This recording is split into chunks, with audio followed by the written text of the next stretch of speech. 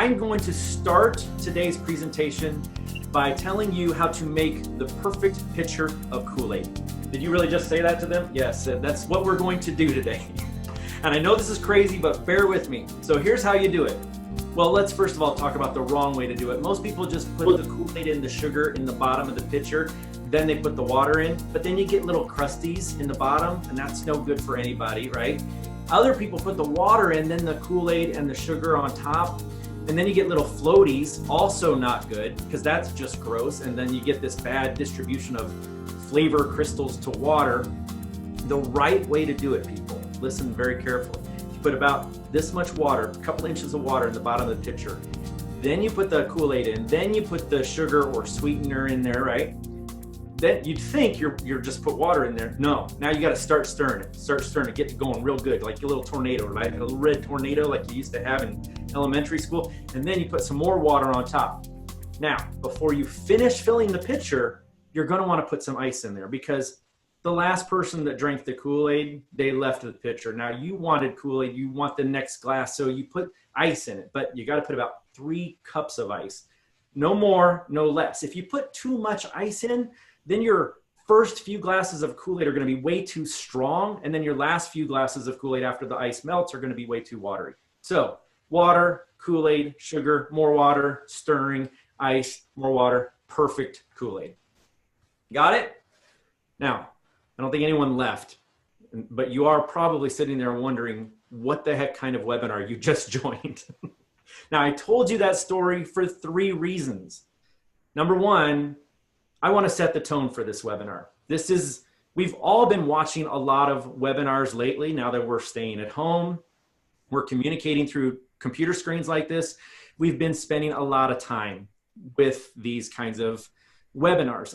I don't have a webinar for you guys like that. There will be no stats, no graphs, no charts, no amazing quotes or facts. This is a storytelling webinar.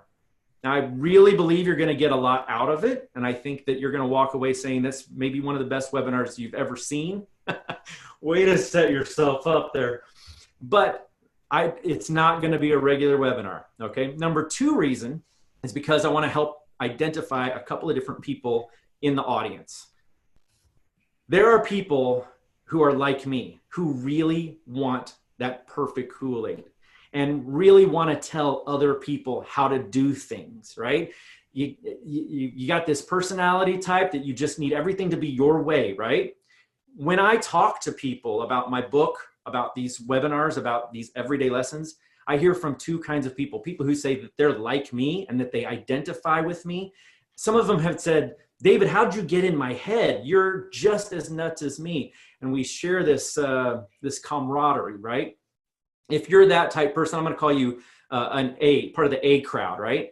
The other people that are here joining me today and are listening, you're the B crowd. You're probably married to someone like me, or you live with someone like me, and you won't necessarily connect with me in the same way that the A's do. But I'm hoping that by the end of this webinar, you'll have a little more insight into that person that you live with, and you'll maybe understand why they tick the way that they do, and maybe even be able to help them with some of that craziness that they're dealing with. And, in fact, everybody just throw in the chat real quick. Are you an A or a B? I'd love to know kind of what I'm working with today. Are you crazy like me and you want the world to get in line and follow your instructions? Or do you just you don't understand people like that and they need to all chill out?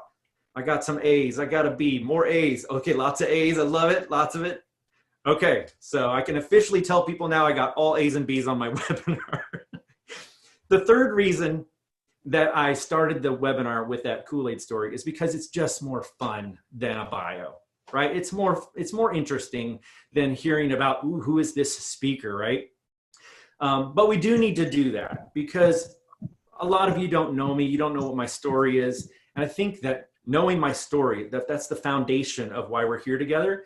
It will help lead us into the everyday lessons that I'm going to share with you today. Okay. All right. So first of all, I've been an internet marketing consultant for a long time. I sold Yellow Pages 100 years ago. Today, I really just I work with a big internet company based in Fort Worth. I live in Kansas City, and I am the sales trainer for this company. And basically, I'm doing pretty good. You know, I'm 2 people away from the CEO. I have a lot of responsibility. I have a nice income. I have a nice home. I have a beautiful wife, beautiful car. Notice I put beautiful wife first.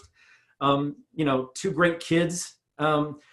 My training has been visited by, I have this internet marketing training platform that I've been building for the last 7 years. And it's been reviewed, or about 26,000 sales reps have gone through my training. My wife teases me. She says I'm internet famous, right? And I also train a lot of people in person. Some of you guys I've met in person, right? And there's actually a little bit of a waiting list, not right now during COVID, but normally there's about a 4-month waiting list for me to come visit someone. So that all sounds very braggy, and I don't mean it to, but the reality is that I kind of had this sense of importance that I didn't really deserve. I felt like I was a big deal, you know. I had all these people treated me with such respect in my career, but at home things were not going so great. At home, the reality is that at home that I was struggling quite a bit with my relationships with my family and my friendships. I was so focused on my career. And I think this happens to a lot of people. I'm 49 now, and I was 47 going through this phase of my life. I think a lot of people find that they focus so heavily on their career and becoming financially successful and career successful that they neglect the important parts of their lives, the relationships. And that definitely happened with me. In fact, I was super short-tempered with my family. Like everything, it just drove me nuts. In fact, it got so bad. So my daughter's 14 now. At the time, a couple years ago, she was leaving her lights on all the time. She'd leave the footstool up and I'd hit my shin on it. She'd leave clothes all over the place. She'd leave dirty dishes. I once went in her room and found fried rice that was 3 months old. I don't even know how that happens, right? And the light thing got to me so bad. I begged, I grounded, I pleaded. At one point, I actually, when she was at school, I actually went into her room and I stole her light bulbs. I'm embarrassed to talk about this, but I was that nuts. I took her light bulbs away from her. She came home from school, this poor little, what is that, 7th or 8th grade, right? And she's like, Dad, I don't even have any windows in my bathroom. I can't see. And I was like, I don't care. Use a flashlight. So this is the person that I was becoming at home. This is the person that my family was forced to live with. And it wasn't good, obviously. In fact, it got so bad, we got to one point where I was heading out of town to go do a training, and I had my wheelie bag, and I'm rolling through the kitchen. I'm like, bye guys, I'll see you in a few days. And they were at the island around the kitchen, and they were all on their phones, eating cereal, whatever. And they kind of barely looked up and said, bye, Dad. I think my wife gave me that obligatory kiss on the cheek, and then I left. And I remember thinking that they were not sad to see me go. I remember thinking they're going to be so much happier for the next few days because the dictator is out of the house, the old classic, when the cat's away, the mice will play. And then I thought, well, when did I become the cat? I used to be a mouse too. I used to just hang out with them and have fun. And now I've become this crazy person. And so I get on the plane and I'm flying to wherever I needed to go. Sorry. I'm flying to wherever I was going, and I heard this song. Well, I didn't hear the song at that moment, but I remembered a song. I thought about a song. It's by Tim McGraw and Faith Hill. It's called Angry All the Time. And I don't know if you've heard it or not, but it's about a couple that is madly in love with each other, but they're splitting up because one of them is just so angry and the other one doesn't feel like they can make them happy anymore. And I remember thinking that that was the path that I was on. Now, a lot of self-improvement authors, they have to go down a very, very dark path where they lose their millions or their wife leaves them or they're suicidal. And then they make this miraculous change and they come back and I think I got lucky. I think that might have been the path I was on, but I saw it early enough that I decided to make a change. And so that's when I decided to go on my journey.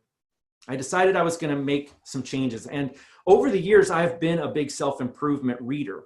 I feel like books were one of the main reasons that I was catapulted to a financial and career success. How to Win Friends and Influence People, Think and Grow Rich, The Power of Positive Thinking, Og Mandino books. All these books had really helped me.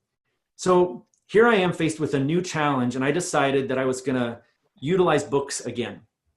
So that's what I did. My journey became about reading books that would help me be a better father, a better husband, a better friend and coworker. I even picked up a book to help me become a better son to my senior mother. And so I'm reading 6 or 7 books at a time, and I'm reading 20 minutes a day, every single day. And more than that, part of the journey, part of the process was to take those lessons that I learned and then write myself a note on my wrist, kind of like this, right?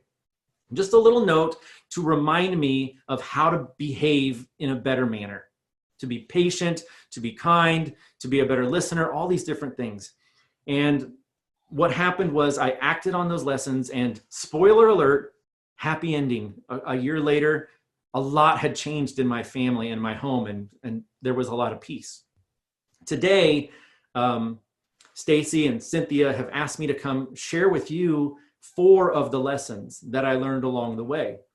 And I'm going to tell you right now, these are not lessons that you've never heard of. These are not some super secret thing. These are universal truths that you will know them, but I'm hoping that by the end of this webinar, you will be reminded to do these things, and you will have a process that will help you become the better version of yourself. Now, before I jump right into them, I want to tell you something I just recently learned. I recently learned that when surveyed, I said there were going to be no research, but I lied. Here's some research. The research said that only about 1 in 10 people is interested in self-improvement. Now, you guys are here. That tells me that you're probably one of those 1 in 10. The research goes on to say that 10 out of 10 people are interested in being happier.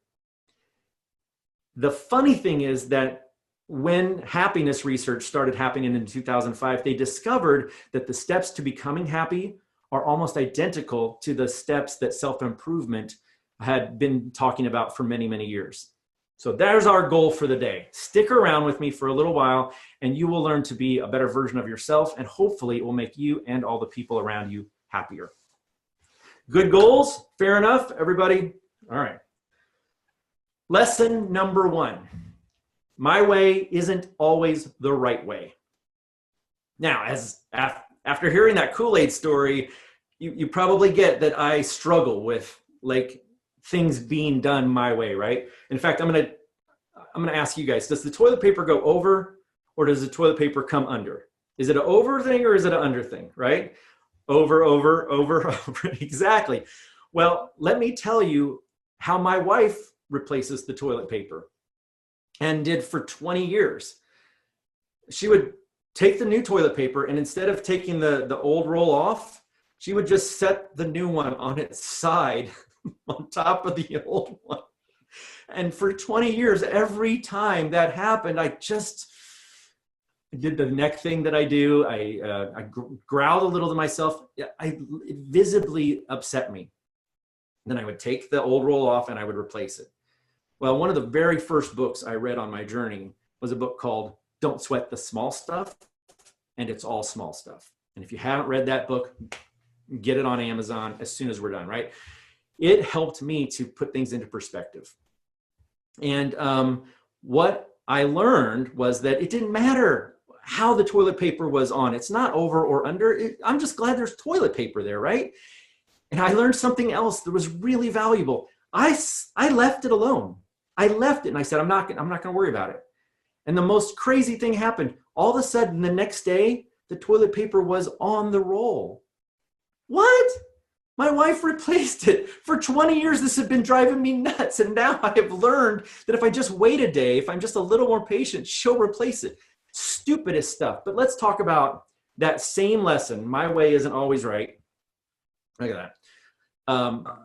In the workplace. Now, several years ago, my company brought on a new client, and I was going to put this client through our training.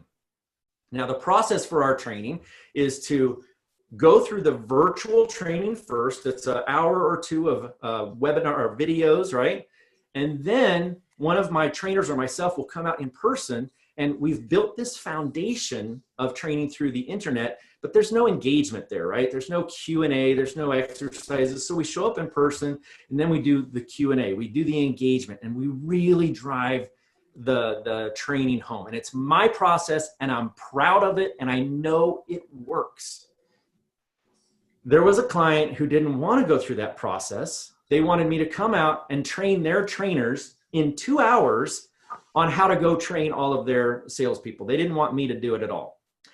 And I knew that wasn't going to be effective. And I was bullheaded about it, and I didn't give it 100%. And things didn't work out so well with that partner. There were other factors, probably. I'm sure I'm not the reason that things didn't work out with that partner, but I did not behave as well as I probably should have. Cut to a few years later, and another partner comes along, and they have similar concerns with my virtual training. This time, I take a deep breath and I just say, okay, let's do it your way. My way doesn't have to be the right way. And so I remember being invited to one of their trainings where one of their people was training my stuff, and they were not doing a great job, honestly. I was sitting in the audience watching this happen and probably doing one of these things. And one of the learners asked the trainer a question that they couldn't answer. So they leaned on me. They're like, David, you're the subject matter expert. Can you answer that question? Which of course I was happy to do. And then another question came, and that happened, another question. And over time, I kind of became the trainer in the room, which was not my intention, but that was what happened. Later on, that partner invited me to another city and another city and another city. And eventually they allowed us to put all of their reps through the virtual training too. So I ultimately got my way by being flexible, by not insisting that things had to go my way. So I hope that if you're one of those people who knows the best way to get to Dairy Queen and you see your wife driving the other way, just let her, right? It's not hurting anything. If you see someone making Kool-Aid incorrect, who cares if there's floaties on the top? That was psychotic, right? Just take a deep breath and remember, it doesn't have to be your way. Number two lesson that I've been asked to talk about today is everyone has problems. Now, I read some biographies during my journey. It was one of my things that I really like to do. You might think, well, I'll bet he read Michelle Obama or Abraham Lincoln. No, I read Amy Poehler and William Shatner biographies. Anyway, the William Shatner biography actually shed some light on something that I didn't realize. If you don't know, William Shatner was Captain Kirk, right? Star Trek. Universally loved by millions of people.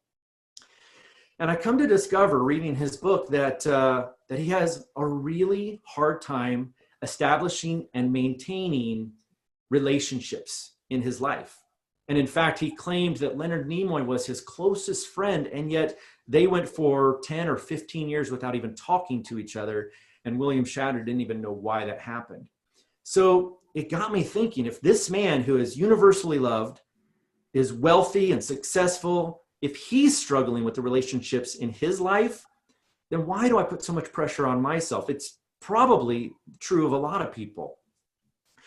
I want to take just a moment to talk about how this important lesson is relevant in a world run by social media, right? We are bombarded by social media, all of us. And I'm here to tell you that when you look at the news feed of your friends, sometimes what you see can be a little challenging to take, right? Like, okay, for example, I have a friend who has this perfect car, right?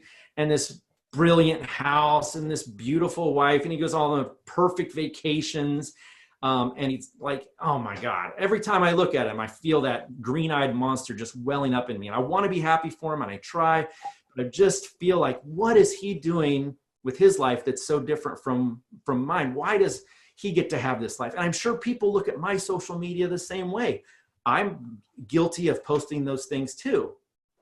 So here's my lesson to you guys. I want you to think of social media like a house that's on the market for sale. All right, here's what I mean by that. Your realtor comes in, they want to put your house up on the market. Do they just go into your house and start taking pictures? Absolutely not, because they're going to see your daughter's lights on or maybe missing. They're going to see, socks on the ground. They're going to see dirty dishes in the sink. They're going to see unmade beds. And even the things that are supposed to be there, they're going to say, take that toaster and that coffee maker and that air fryer and hide them so I can take this picture of your kitchen, right? And so what you see on the web is a house, not a home. You see a house. It's not a realistic expectation of what they're really living in. And I think that's true of social media too. I think that when you see those photographs of the perfect vacations and the smart children with the 4.0. Sorry. If you see that, realize there's probably stuff going on below the surface, right? In fact, I actually flew out to see this friend. He lived on the East Coast. I hadn't seen him for many, many years, but I was out there doing some business, and I said, hey, let's get together. And I come to find out, he was broke. All the businesses he had started were failing. He was struggling with his marriage. He was having some hard times. And I felt terrible, right? Here I was being envious of this person, looking at the life that they were portraying in social media. And I didn't even remember my own lesson, which is that everyone has problems, so that when you are facing those problems, don't compare yourself to other people who seem to have this perfect life, okay? All right, number 3, sweating the traffic. Oh my gosh, who here loves traffic? I know somebody here is on the webinar is in Atlanta, so I know you love traffic, right? So here's the thing. The person I described earlier, not a fun person to be around, right? Imagine me in traffic. I'm driving along with my family. We're having a great time, and the music's playing. We're singing some Taylor Swift. We love Taylor Swift. And all of a sudden, I see this person texting and driving. And I lose my mind. It's like Bruce Banner becoming the Hulk. Like, I just cannot even stand seeing somebody texting and driving. They're going slow, then they're going fast. They're kind of weaving a little bit. They're endangering other people on the road. I have young drivers in my home. I am really passionate about this, and I am angry, right? So you know what I did? I would pull up next to them. I'd pull up next to them, and I just stare at them. Just stare at them until they finally looked up from their phones, and I'd be like, yeah, I see you texting and driving. Cut that out. I even yelled at somebody at a stoplight once. I was like, stop texting and driving. And they were like, mind your business. And then the light turned green, thank God, because I don't know where that would have gone, right? I was sweating the traffic. But not only did I read a book called Don't Sweat the Small Stuff during my journey, I also read a book called The Subtle Art of Not Giving a F. I won't say the word here, but you probably know what I'm talking about. The Subtle Art of Not Giving an F. And in that book, it really makes you focus on your priorities and what gets you all riled up and what's important to you and what's not important. And so today, when I drive down the road, it's a little different. Like, I don't want to ruin that entire drive for my family. I'm not the only one in the car. And me hulking out makes for a very unpleasant situation for them. And so I have learned through my next lesson, which I'm about to share with you, a way to deal with the traffic that makes driving to work more peaceful. And frankly, nobody is a good driver. People are terrible drivers. There's all sorts of texting and driving. People are in the left lane when I want to pass them. Like, at some point, you just have to realize that when you get behind the wheel, you're going to encounter these jerks, but you get to decide if you're going to have a pleasant driving experience or an unpleasant one based on how you react to the other drivers around you. So don't sweat the traffic, guys. And here is the trick to not sweating the traffic. This might be my absolute favorite lesson from the entire book. Assume good intentions. By the way, that's the note I have on today. Assume good intentions, right? And a lot of it can take place in traffic, but imagine for a moment that you're at work. And maybe you know someone like this. Maybe you have someone like this at your work, or maybe you've worked with someone like this in the past, that they come in early and they stay late. And they bring donuts to the boss, and they're full of all these great ideas in the meetings, and they're so anxious and excited, and they work so hard because they want your job, right? They want your job, or they want that promotion that you are up for. And they're a little brown-nosing butt kisser, and you know it, and you can't stand them. Can you think of someone like that in your life, or someone you know, or someone you've known? Let me tell you something. You may be totally right about that person. They may be a jerk. They may be trying to manipulate people around them, or they may be generous and kind and eager, and they may want the entire company to succeed. They may want to provide input that helps everybody, right? What is it? A rising tide lifts all ships. They might think like that.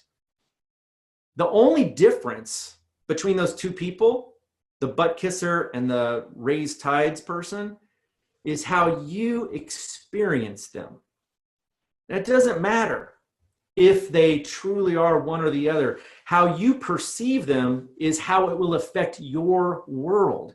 And if you assume good intentions in other people, the entire world becomes this better place. There are really two kinds of people in the world. People who think that everyone is here to help them, and people who think everyone's out to get them. And I would like to challenge you, think about that later today. Think about that when you're dealing with someone who's not interacting with you in the way that you would have liked them to. Are their intentions truly evil or dark or mean or selfish? Or maybe do they have good intentions, but they're just failing to live up to their potential? Now I'm going to go back to traffic to really drive this home. After being on my journey for 6-7 months, I took my mother-in-law to a couple of doctor's appointments. This was a very long day with a lot of bad news. It was a hard day. The appointments went way longer than they should have. It's like 5 o'clock and we're finally coming home from the appointments. Now we're stuck in traffic. We're both in a bad mood. It's starting to get dark. It's even raining and we're hungry. It was just a bad situation, right? And this guy comes flying by me, just like I'm sitting still. And then I see him up ahead and he's weaving in and out of traffic, And my mother-in-law is in the passenger seat and she says the same thing that you would say, same thing that all of us would say. She says, "What a jerk, he's endangering everyone. Why does he have to drive so fast?" Right? And she's getting physically agitated and she's having a bad experience because of this driver. And I turned to her and without even thinking, I said, "Well, maybe he's got a sick little girl at home." And she looked at me like, "Where did that come from?" And I looked at me in the rearview mirror. I was like, "Where did that come from?" I don't even know. But I had been practicing assuming good intentions for weeks now, maybe months. And for whatever reason, in that moment, I just assumed that this guy had a really good reason for driving fast and reckless. And I know that sounds a little crazy. The reality of the situation is my mother-in-law was probably right. He probably was a jerk. He was probably listening to Twisted Sister and just cruising down the road like a maniac for no reason. But here's the thing I want you to take away from that story. My mother-in-law and I had two very different reactions to the exact same event. She chose to decide that he had dark intentions. I chose to decide that he had good intentions. And whether or not I was right about that is irrelevant, because my experience in that moment was a positive one. I wasn't agitated. I wasn't cracking my neck. I wasn't angry or fuming. I didn't Hulk out. I just let the guy drive by, because obviously he had a good reason for what he was doing. I know it's a hard one to really portray to you guys in the few minutes that I have with you, but I want you to consider going about your life over the next few weeks, assuming the very best in people, and tell me if it doesn't change your world. In fact, I'm going to challenge you to go on a similar journey to what I did. I'd really love to see you guys embrace some books that you think would help you out, right? Would you like to read for 20 minutes a day? And can you write the lessons on your wrist? Write yourself a little note so that they'll actually take root and have an impact on you. And then act out those lessons. One thing I've discovered through this entire journey is that a person cannot change. People are who they are. And it might surprise you to hear me say that, but I truly believe that. This morning, I walked by my little girl's room and her lights were on, and it angered me.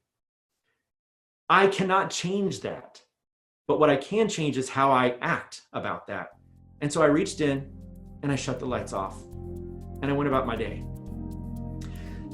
I want to challenge you guys to do that, right? Assume good intentions. Remember that you can't change who you are, but you can change how you act and how you react to the world around you. And like I said, I hope that you'll consider reading, because I think that is a huge part of what makes us better people. And then with that, I'm going to give you my contact information. You can always Google me. I should be number one on Google for David McBee. There's also a musician, an electrician, and a real estate agent, but they don't got my SEO skills, so you won't have any trouble finding me. And then with that, I just want to share a copy of my book. It's up on Amazon. And then of course, I've got a podcast now. It's fairly new. There's only about 12 episodes, but it's available on all the places that you podcast. Well, thank you all for joining me. I really appreciate it. From Kansas City, farewell.